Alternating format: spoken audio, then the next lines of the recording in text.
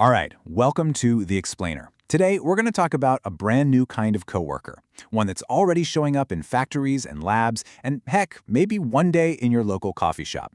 They don't need breaks, they never gossip, and they are designed to be the absolute perfect teammate. We are talking about cobots. Now, to really get what makes a cobot so different, let's first picture that classic industrial robot. You know the ones I'm talking about. Those huge, super powerful arms on assembly lines, welding cars together at incredible speeds. For decades, that was the face of automation. And this slide, it just perfectly captures the massive shift we're seeing. On the left, you've got the old-school robot. Yeah, it's powerful, but it's stuck in a cage for safety. And on the right, the cobot. It's designed from the ground up to be uncaged, helpful, and totally interactive. So, why the fences? Well, it's pretty simple. Safety. Those traditional robots move with so much force and speed that getting in their way could be, well, catastrophic. So the rule was crystal clear. Humans on one side, robots on the other, with a big old metal fence right down the middle. But what if you could just tear down that fence? What if you could design a robot that was fundamentally safe to work right next to? Well, that is exactly where the cobot comes in. And this definition really cuts right to the heart of it. A cobot isn't just a smaller robot. Its whole reason for being is that direct interaction with people inside a shared space. It's not just a tool, it's designed to be a partner. So how is this even possible, right? Well, what's so cool is how they pull this off. It's this mix of smart physical design, like using lightweight materials and rounded edges to minimize any impact, and really intelligent systems. Cobots have these built-in limits on their speed and force, and they're packed with advanced sensors that can feel a person nearby and stop or slow down in an instant. Okay, so we get it. They can work near us safely. But what does that word collaboration actually look like when the rubber meets the road? Turns out there are different levels of teamwork. And thankfully, the experts have a whole framework to help us understand them. Yep, the International Federation of Robotics, or IFR, they've created this really useful way of thinking about it. They've laid out 4 distinct levels of teamwork, and it shows this clear path from just sharing a room to working as a truly unified team. And here they are, those 4 levels all laid out. It starts with coexistence. Basically, the fence is gone, but you're still each doing your own thing. Then you move up to sequential, where you might say, hand a part to the robot, and it does the next step. Cooperation is when you're both working on the exact same object at the same time. And the top level, responsive collaboration, that's the really advanced stuff, where the robot is actually reacting to your every move. Now, it's worth pointing out that while that 4th level sounds like something straight out of a sci-fi movie, most of the real-world applications today are still hanging out in those first 2 stages, coexistence and sequential collaboration. We're still in the pretty early days of this whole partnership. So where in the world did this revolutionary idea even come from?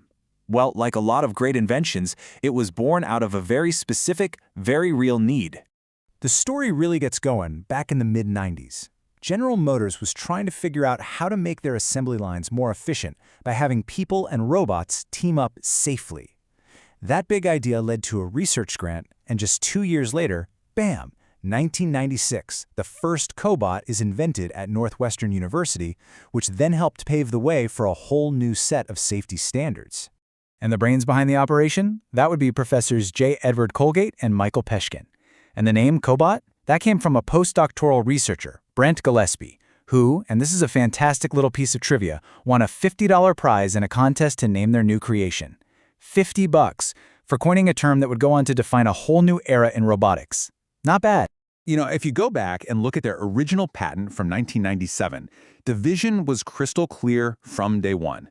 They described it as a device for direct physical interaction between a person and a manipulator. That phrase, right there, direct physical interaction, that was the whole ballgame. But that whole idea of direct physical interaction, it brings up a really crucial and honestly kind of surprising point. What exactly makes a robotic system collaborative? So you're probably thinking, okay, any robot with those safety features we just talked about, the rounded edges, the fancy sensors, it's automatically a cobot, right? Well, it turns out it's a little more complicated than that. Not exactly. And this is the big secret. The key insight from all the safety experts: a robot isn't collaborative just because of how it's designed.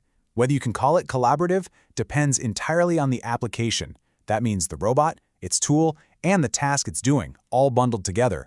And this slide just lays it out perfectly. On the left, you've got a robot arm with a laser cutter. I mean, even if the arm itself is super safe, the application is obviously hazardous. But on the right, you've got that exact same robot, but now it's just sorting foam chips. See, the robot's the same, but the application is now completely safe. It's the whole system that really matters. So here it is, the single most important thing to take away from all this. The term cobot is really a marketing label. In the official world of safety standards, what actually matters is the entire collaborative system. A safety certification only happens after a full risk assessment of the robot, its tool, which they call an end effector, and the task itself. Safety isn't a feature you buy off a shelf. It's a property of the entire setup. And that brings us to the end. As this technology keeps getting better and better, these robotic teammates are going to become more and more common. So it leaves us with a fascinating question to think about. If you had a cobot partner, what's the very first task you'd hand over? Thanks for watching.